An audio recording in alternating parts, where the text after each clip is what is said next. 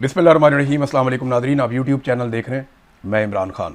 सबसे पहले तो मैं आपको क्लियर कर दूं कि फजलुर रहमान साहब ने अभी तक ना तो मखसूस नशस्तें जो उन्हें दी गई माले गनीमत में, ना तो वो इस्टेब्लिशमेंट को वापस की हैं, ना ही फजलुर रहमान साहब ने अभी तक जो फॉर्म 47 के ऊपर उन्हें आसिम मुनीर साहब ने इस रजीम में तोहफे दिए हैं, ना उन्होंने वो वापस किए हैं, ना ही जो लोग उन्हें तोहफे के तौर पे दिए गए, ना उन्होंने वो वापस किए हैं। तो फजलुर रहमान साहब ने कोई भी सहूलत अभी तक वापस नहीं की जो उन्हें सरकार की जानिब से या मौजूदा रजीम की जानिब से मिली है, और वो इंजॉय कर रहे हैं उन सारी चीज़ों को, और उन सारी चीज़ों के ऊपर बैठे हुए हैं। कौमी असम्बली से, सूबाई असम्बली से उनके लोग तनख्वाहें ले रहे हैं, सेनेट से उनके लोग तनख्वाहें ले रहे हैं, और जो चोरी की माले गनीमत समझ कर ली गई मखसूस नशस्तें हैं, उन नशस्तों पर भी उनकी ख़वातीन तनख्वाहें ले रही हैं या अक़लियत के लोग तनख्वाहें ले रहे हैं। तो फजलुर रहमान साहब का इनकलाब सिर्फ इतना ही है कि मुझे हीरो माना जाए, मुझे लीडर माना जाए, लेकिन उन्हें लीडर तब माना जाएगा जब वो लात मारेंगे एस्टेब्लिशमेंट की दी हुई उन तमाम चीज़ों और उन तमाम नवाजिशात को जिन पे वो इस वक्त इंजॉय कर रहे हैं।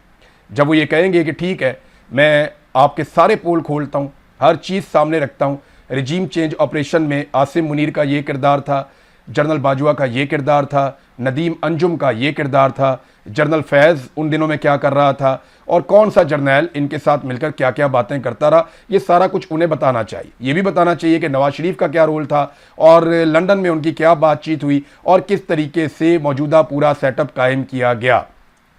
जैसा कि जावेद हाशमी को उन्होंने कुछ चीज़ें बताई थी कि 1.25 साल पहले ये फैसला हो गया था, 15 महीने पहले ये फैसला हो गया था किसको कितनी सीटें दी जाएंगी। फिर फजलुर रहमान साहब को जितनी सीटें देनी थी उतनी नहीं दी, और यहीं से फजलुर रहमान साहब को गुस्सा आया कि भी मैं तो इक़्तिदार के ख्वाब देख रहा था। फिर उन्हें एक ख्वाब दिखाया गया था कि वो सदर पाकिस्तान बनेंगे, लेकिन बदकिस्मती से उन्हें सदर पाकिस्तान भी नहीं बनाया गया। बहरहाल फजलुर रहमान साहब का जो इनकलाब है वो अभी ज़बानी कलामी वादों तक की है, और ख्वाहिश उनकी ये है कि मुकदमे दर्ज हो जाएँ, कोई थोड़े से बंदे बुंदे गिरफ्तार हो जाए, इक्का दुक्का मार कुटाई के वाक़यात हो जाए, फजलुर रहमान साहब को भी चंद दिन जेल में गुजारने पड़े, तो इससे वो कोई बहुत बड़े कौमी सतह के हीरो बन जाएंगे। देखें बनते हैं या नहीं बनते, लेकिन जावेद हाशमी साहब हीरो बन गए हैं।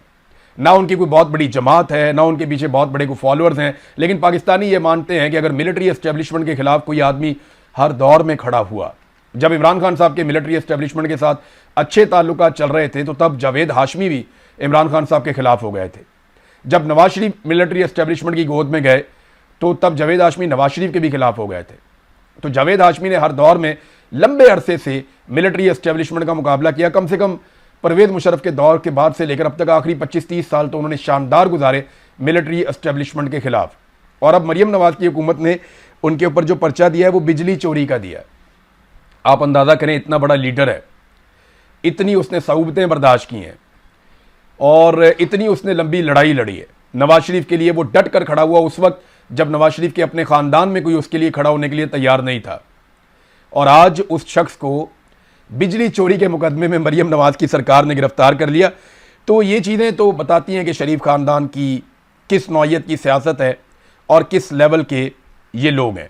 नाज़रीन, नौरीन नियाज़ी की बातचीत चल रही थी, NCCIA ने उन्हें तलब कर दिया है, यानी FIA का वो विंग जो देखता है इन मामलात को कि कोई सोशल मीडिया के ऊपर या मीडिया के ऊपर किसी ने ऐसी बात की है जो काबिल एतराज़ है, तो वो उसके ऊपर फौरी तौर पे मुकदमा करते हैं, बुलवाते हैं। तो उन्होंने नोटिस जारी कर दिया एंकर को भी और नौरीन नियाज़ी साहिबा को भी। तो इनका तो मौक़िफ़ होगा बड़ा सादा।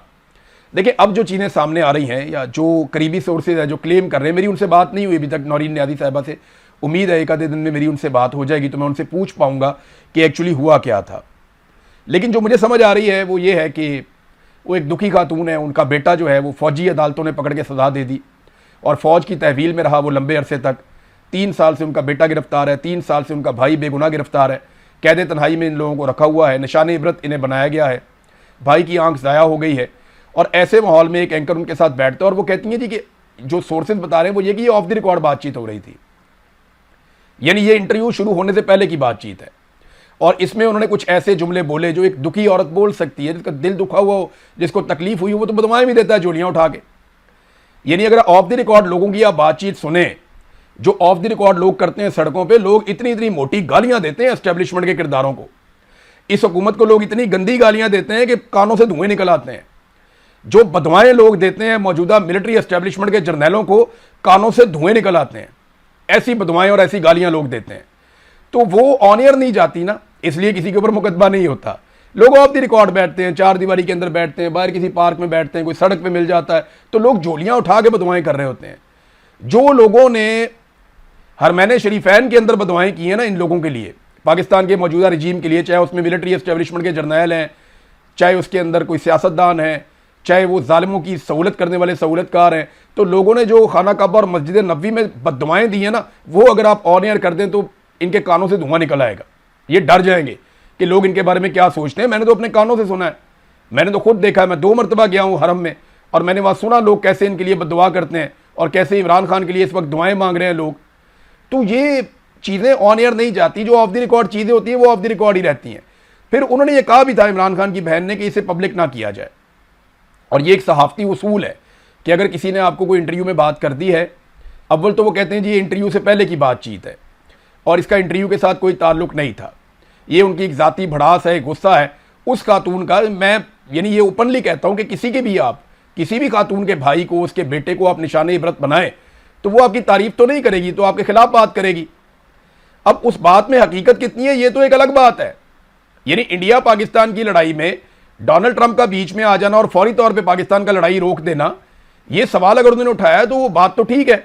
इंडिया ने पाकिस्तान में बहुत बम मारे थे, पाकिस्तान ने, याद रखिएगा, सिर्फ इंडिया के जहाज तबाह किए हैं, जबकि इंडिया ने पाकिस्तान में कई जगहों पे मिसाइल मार के लोगों को शहीद किया है।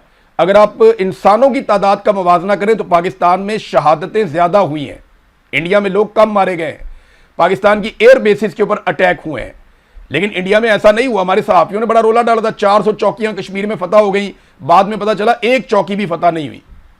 क्लेम किया गया कि जनाब इतने किलोमीटर इलाके फतह हो गए, बाद में पता चला कि 1 इंच भी फतह नहीं हुआ। जहां पे हम थे हम वहीं पे हैं। सिर्फ पाकिस्तान एयरफोर्स ने इंडियन एयरफोर्स के तैयारे गिराए थे, इसके अलावा हमारे पास और कोई ऐसी चीज नहीं है जिसके ऊपर हम क्लेम करते। लेकिन ये एक कामयाबी है और हमें उस बात पे सबको बतौर पाकिस्तानी फख्र होना चाहिए कि हमारी एयरफोर्स ने अपनी बालादस्ती साबित की। अब नौरीन खानम के मामले पर आप आए तो वो क्या जवाब देंगी जाके एनसीसीआईए को? वो साफ जाके कहेगी ये तो ऑफ द रिकॉर्ड बातचीत थी। आप पूछें उसने पब्लिक क्यों की? 3 महीने पहले की ये बातचीत है और 3 महीने बाद वो एक क्लिप निकाल के जो बिल्कुल ऑफ द रिकॉर्ड था, जिसके बारे में मैंने मना भी कर दिया था एंकर को कि इसको पब्लिक नहीं करना, तो उसी क्लिप को निकाल कर क्यों दिया गया? ये प्लानिंग के तहत हुआ।